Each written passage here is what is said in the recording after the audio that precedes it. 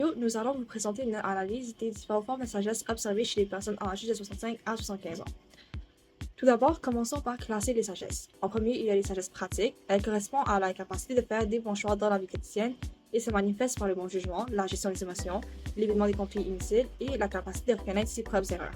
Ensuite, on retrouve les sagesses philosophiques, qui consistent à réfléchir au sens de la vie, aux valeurs et à ce qui est juste ou moral. Cette forme de sagesse pousse les individus à se questionner et à donner un sens à leur existence. Nous avons aussi identifié la sagesse émotionnelle, qui a la capacité de comprendre ses propres émotions et celles des autres. Elle implique l'empathie, la patience et la compassion. Enfin, il y a la sagesse spirituelle, qui consiste à se relier à quelque chose de plus grand que soi, comme la nature, l'humanité ou une croyance religieuse, afin de trouver une paix intérieure ou un sens à la vie. Avant d'analyser les résultats que nous avons trouvés, nous avions formulé une hypothèse. Nous pensons que les trois sagesses les plus vécues seraient la sagesse 3, qui parle des détours de la vie, puisque les personnes qui ont vécu beaucoup ont vécu plusieurs expériences qui leur ont appris que la vie n'est pas toujours simple ni prévisible. La sagesse 5 qui aide à reconnaître ses limites et celles des autres, puisque le vieillissement amène une meilleure connaissance de soi, mais aussi celle des autres. La sagesse 7 qui aide à ralentir, car l'âge incite souvent à adopter un rythme de vie beaucoup plus calme et lent.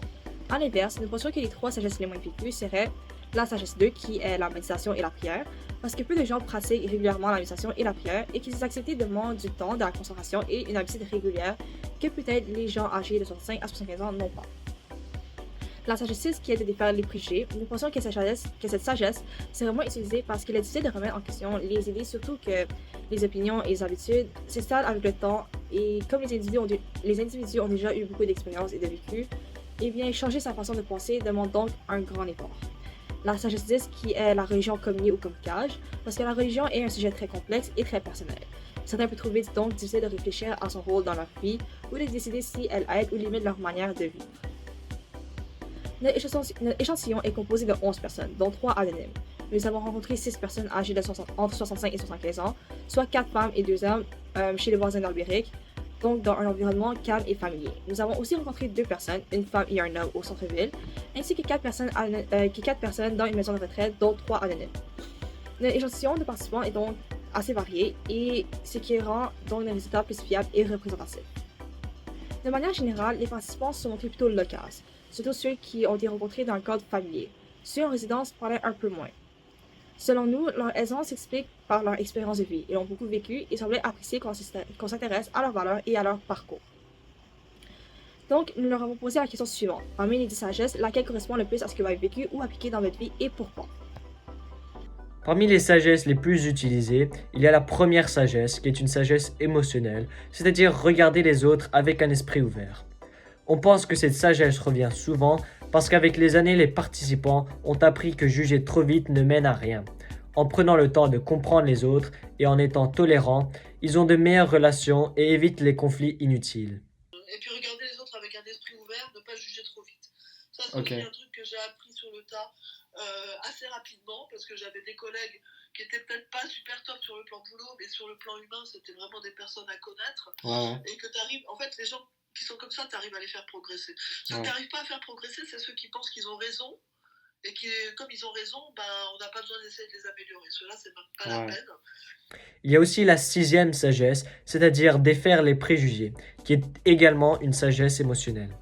Cette sagesse est aussi très présente selon nous parce que les participants ont rencontré beaucoup de personnes différentes. Avec le temps, ils se rendent compte que leurs premières impressions ne sont pas toujours justes et qu'il est important de garder l'esprit ouvert pour mieux comprendre les autres. C'est sûr que pas de préjugés, pour moi, c'est first. C'est respecter la personne, qu'elle soit pauvre, qu'elle soit riche, qu'elle soit belle, qu'elle soit grosse, qu'elle soit, peu importe. Donc, j'ai pas de préjugés. Donc, ça, c'est déjà important, déjà en partant. Pour moi, c'est un. Enfin, il y a la cinquième sagesse qui est reconnaître ses limites et celles des autres. C'est cette fois une sagesse pratique. Cette sagesse est beaucoup vécue car elle aide à mieux gérer la vie de tous les jours. Les participants savent jusqu'où ils peuvent aller et respectent les limites des autres, ce qui rend leur relation plus harmonieuse et la vie plus simple. Donc voilà, donc ça pour moi, ça c'était vraiment des choses importantes. Le côté chercher la paix en soi et reconnaître ses limites et celles des autres. Donc ça serait dans le top 3. Top 3, ok. Maintenant, pour les sagesses les moins vécues, il y a la sagesse 10, qui est une sagesse spirituelle. Plusieurs participants ont expliqué que la religion est très vaste et très complexe et qu'il est difficile de déterminer si elle les aide à avancer ou si elle les limite dans leur vie, ce qui explique pourquoi elle est parmi les moins choisies. Ensuite, il y a s'adapter comme l'eau et accepter les imprévus, qui est une sagesse pratique. Elle est moins vécue parce que plusieurs participants reconnaissent qu'il devient plus difficile de changer ses habitudes ou sa façon de penser avec l'âge. Après avoir construit une vie avec des routines et des repères stables, s'adapter constamment peut être perçu comme déstabilisant ou fatigant. Ainsi, même si les participants savent que l'adaptation est importante, ils admettent ne pas toujours la mettre en pratique. Enfin, la sagesse 9, faire le bien par de petits gestes, qui est une sagesse philosophique, est moins citée non pas parce que les participants ne font pas le bien, mais parce qu'ils ne la conceptualisent pas de cette manière. Certains expliquent qu'ils ne réfléchissent pas en termes de bien ou de mal, mais plutôt en termes de juste ou injuste. Pour d'autres, c'est simplement une sagesse qu'ils appliquent moins dans leur vie. De plus, nous avons demandé aux participants si ces sagesses apportaient plus de sens ou de valeur à leur existence. Les réponses ont été variées et montrent que chaque personne retire quelque chose de différent de la pratique de ces sagesses. Par exemple, une participante a expliqué que sa vie avait déjà un sens, mais que le fait d'appliquer ces sagesses lui permettait d'apprécier davantage les choses simples et les personnes qu'elle rencontrait. Pour elle, les sagesses enrichissent son quotidien et amplifient son attention et sa gratitude envers le monde qui l'entoure. Une autre personne a répondu que ces sagesses lui rappelaient qu'il est sur Terre pour aimer et que la vraie valeur de sa vie réside dans le fait de vivre en accord avec lui-même et avec les autres. Ici, les sagesses lui donnent un cadre moral et existentiel en rappelant l'importance des relations et de l'alignement personnel.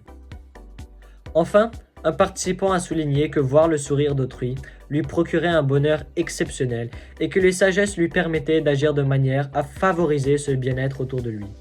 Dans ce cas, la valeur ajoutée se manifeste par un lien direct entre ses actions et le plaisir ou la joie qu'il peut offrir aux autres.